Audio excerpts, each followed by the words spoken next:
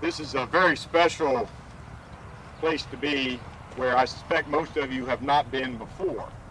You are actually on the battlefield now, as you were on Bolivar Heights.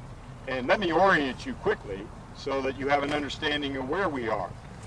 A moment ago at our last stop, literally behind you, up and behind you, quite an elevation up and behind you.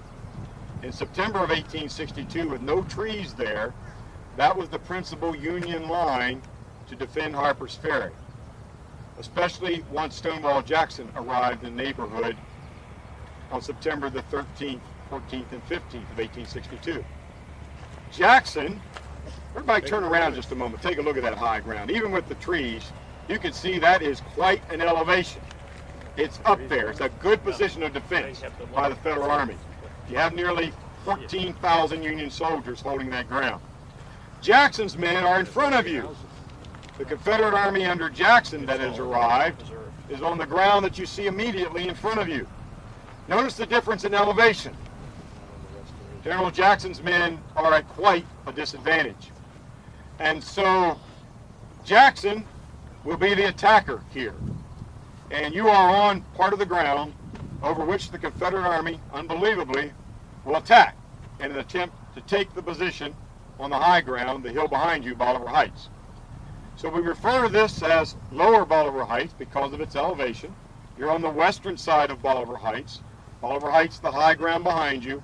In front of you, the ground is known as Schoolhouse Ridge because during the war, there was a one-room stone schoolhouse that stood out on that ridgetop, hence it got its name.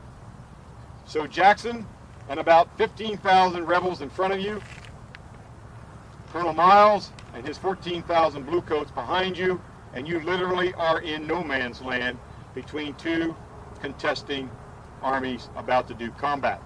To make matters worse, both sides had artillery, and you have Federal artillery on top of the hill, Confederate guns here opposite you, and of course, from the distance, they could hit you easily, even though their weapons were not as accurate as today's. Until a few years ago, this was all private property. Until a few years ago, the only part of the battlefield that we had preserved was that small section up on Bolivar Heights.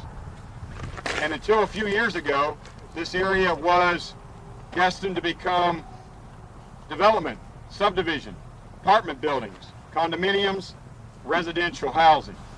All of that zoned here in Jefferson County for that purpose.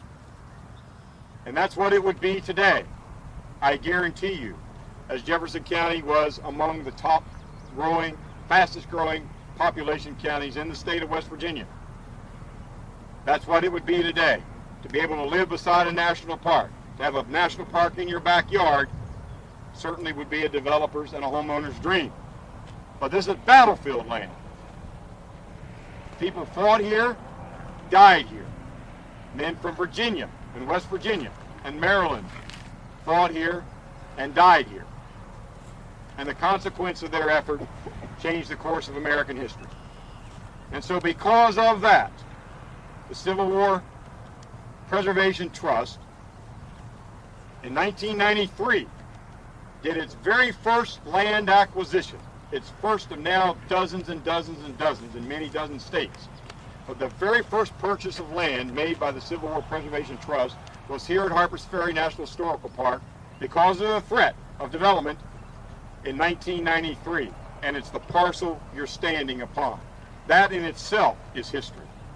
The Civil War Preservation Trust made more history here by purchasing, some years later, the ground that is Schoolhouse Ridge, the Confederate lines in front of you. And today, we acknowledge that purchase, and today we acknowledge that gift to the people of the United States from the members of the Civil War Preservation Trust.